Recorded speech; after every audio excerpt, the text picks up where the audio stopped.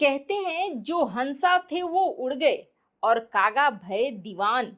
नेपाल में इसी तरह के लोग अब आ गए हैं, जिसकी वजह से नेपाल की जनता ने धोना शुरू कर दिया है उन्हें। वहीं दूसरी तरफ भारत के दो दुश्मनों का सफाया करने के लिए उतारू हो गया है रूस। कौन है वो देश और क्यों आखिर रूस सफाया करने वाला है? और लद्दाख पर चीन ने नया बवाल खड़ा किया। और क्या नवंबर में चीन के द्वीपों पर होने वाली है कुछ बड़ा? क्या बड़ा होने वाला है और कैसे, जिसकी वजह से चीन इतना ज्यादा बौखलाया हुआ है?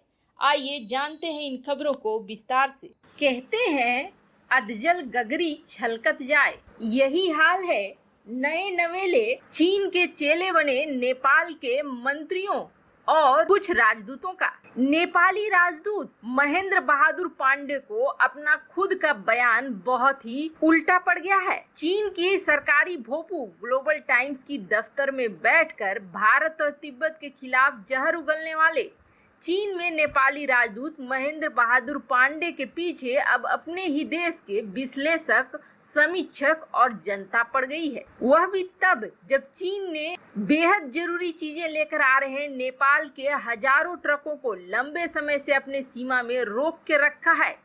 तब नेपाली राजनयिकों के इस बयान ने बड़ा ही गंदा माहौल बना दिया है। इस बयान को कहा जा रहा है कि यह तो कूटनीतिक है ही नहीं और ये बिल्कुल उपहासपूर्ण है। उपहासपूर्ण का अर्थ हो गया कि ऐसा जिसका मजाक बनाया जा सके। वैसे जो नहीं जानते हैं वो जान ले कि चीन की गोद में बैठे हुए नेपाल के राजदूत महेंद्र बहादुर पांडे ने आरोप लगाया था कि भारतीय मीडिया पेइचिंग और काठमांडू को लेकर फर्जी खबरें दे रहा है। उन्होंने दावा किया था कि चीन ने नहीं बल्कि भारत ने नेपाल की जमीन पर कब्जा किया है। नेपाल के राजदूत का यह बयान ऐसे समय पर आया जब खुद नेपाली मीडिया ने चीन की जमीन पर कब्जा करने का खुलासा किया था। अब अपने ही देश में ये राजदूत का बहुत ही बुरा हाल हो रहा है।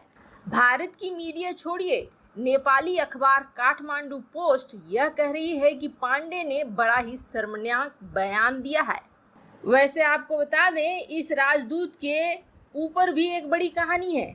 नेपाल में चीनी राजदूत के इशारे पर काम करने वाली नेपाली प्रधानमंत्री केपी शर्मा ओली की सरकार ने पिछले दिनों चीन में अपने राजदूत लीलामणि पौड्याल को वापस बुलाकर उनकी जगह पर पांडे को भेजा था। उन्होंने वैसे कोई कारण नहीं बताया था कि राजदूत पौड्याल को वापस क्यों बुलाया गया। और जैसे ही पांडे ने अपना बयान दिया, तब से विश्लेषकों, समीक्षकों और पार्टी के नेताओं पर निशाने पर आ गया है। उनका कहना है कि पांडे का बयान प्रोटोकॉल के खिलाफ है। उन्होंने राजदूत की लक्ष्मण रेखा को पार किया है। नेता तो यह भी कहने लगे हैं कि मुझे समझ में नहीं आता कि नेपाली राजदूत जब भारत या चीन में रहते हैं तो वे उस देश के पक्ष में या भारत या चीन के पक्ष और विरोध में क्यों बोलते हैं। जिस तरह का बयान चीन में नेपाली राजदूत ने दिया है वह नेपाल को आसानी से संकट में डाल सकता है। इसलिए निश्चित रूप से समझना होगा कि भारत और चीन के साथ नेपाल के संबंध पूरी तरह से आजाद हैं और एक दूसरे की जगह नहीं ले सकते हैं। यही सच्चाई है। वैसे नेपाल के एक पूर्व राजनयिक का कहना है कि यह बयान बड़ा ही मजाकिया है। तो आखिरकार चीन ने पांडे को भी नकारा बनाकर छोड़ दिया। वहीं दूसरी तरफ भारत के दो दुश्मन एक साथ ही साफ होने वाले हैं, तुर्की और पाकिस्तान। वजह बनेगा आर्मेनिया और अजरबैजान। और लगता है जैसे तुर्की के अर्दोगन की खलीफा बनने की चाहत भी रह जाएगी अधूरी, क्योंकि तुर्की अजरबैजान के समर्थन में पूरी तरीके से उतर आया है और यहाँ तक कि सैन्य मदद भी अजरबैजान को भेज रहा है। वैसे बता दें आपको, अजरबैजान के समर्थन में OIC और मुस्लिम देशों का पूरा समूह है, जिसकी वजह से आर्मेनिया की तरफ से लगभग जितने ईसाई देश हैं वो सारे आ गए हैं। नाटो संगठन से लेकर अमेरिका तक हर कोई आर्मेनिया के तरफ से खड़ा है। और बड़ी बात यह है कि अमेरिका और रूस, जो कि एक दूसरे के प्रतिद्वंदी हैं, वह रूस भी आर्मेनिया के साथ खड़ा है और रूस ने कहा है कि वह इस मामले को देख रहा है और कभी भी, आपको बता दें, रूस की एंट्री इसमें हो सकती है। इसकी खास वजह यह है कि आर्मेनिया के साथ रूस ने एक ट्रीटी साइन करी है, ठीक वैसी ही ट्रीटी जैसी ट्रीटी उसने भारत के साथ साइन करी थी। इस ट्रीटी के अनुसार अगर आर्मेनिया के मेनलैंड पर किसी भी तरह की कार्रवाई कोई देश करता है तो रूस को अपनी सेना अपने हथियारों के साथ भेजनी पड़ेगी। यह चीज तभी तक बची हुई है जब तक काराबाख तक ही लड़ाई सीमित रहे, क्योंकि काराबाख एक स्वायत्त क्षेत्र माना जाता है, न ही अजरबैजान का और न ही आर्मेनिया का। जैसे ही यह कार्रवाई आर्मेनिया के मुख्य भूमि तक पहुंचती है वैसे ही रूस को आना पड़ेगा, और रूस के आने का मतलब है तुर्की और पाकिस्तान जैसे देशों का सफाया हो जाना, क्योंकि रूस अमेरिका की टक्कर वाला देश है। जहां रूस आगे आ जाता है वहां अमेरिका भी अपने कदम पीछे ले लेता है। ऐसे में इन दोनों देशों की मिटियापिलीत तो होनी निश्चित है। वहीं दूसरी तरफ लद्दाख को लेकर चीन का एक बड़ा बयान आया है।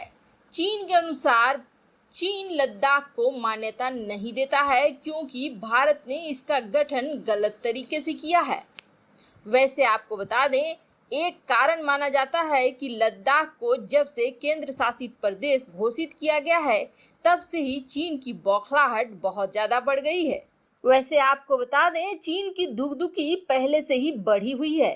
ताइवान को लेकर चीन और अमेरिका में तनाव बढ़ता ही जा रहा है और इससे पहले ग्लोबल टाइम्स ने धमकी दी थी कि अगर अमेरिका की सेना ताइवान वापस लौटी तो चीन लड़ाई छेड़ देगा। चूंकि अमेरिकी सैन्य जर्नल में इस तरह के सुझाव आ रहे थे कि अमेरिका अपनी सेना भेजेगा ताइवान, जिसकी वजह से चीन बहुत ही ज्यादा बौखलाया हुआ था और चीन की तरफ से ग्लोबल मीडिया उसकी यह कह रही थी कि चीन और अमेरिका के बीच हुआ समझौता टूट जाएगा और इस पागलपन के लिए एक लड़ाई की शुरुआत हो जाएगी। लेकिन इन सब के बीच एक बड़ी खबर यह आ रही है कि दक्षिण चीन सागर में जो चीन के छोटे छोटे द्वीप हैं, यहाँ तक कि कृत्रिम द्वीप भी हैं, वहां पर अमेरिका ड्रोन से कार्रवाई कर सकता है। चीन का मानना है कि उसकी खबर पुख्ता है और चुनाव से पहले अमेरिका इस तरह की हरकत कर सकता है, जिसके लिए MQ-9 रीपर ड्रोन का इस्तेमाल किया जा सकता है और ऐसा हुआ तो चीनी सेना इसका जोरदार पलटवार करेगी। जो भी लोग इसमें शामिल होंगे उसे करारा जवाब देगी। आपको क्या लगता है, चुनाव के पहले ट्रंप क्या कुछ ऐसा कर सकते हैं? क्या चीन के ऊपर कार्रवाई कर सकते हैं? कमेंट कर अपनी राय जरूर बताएं।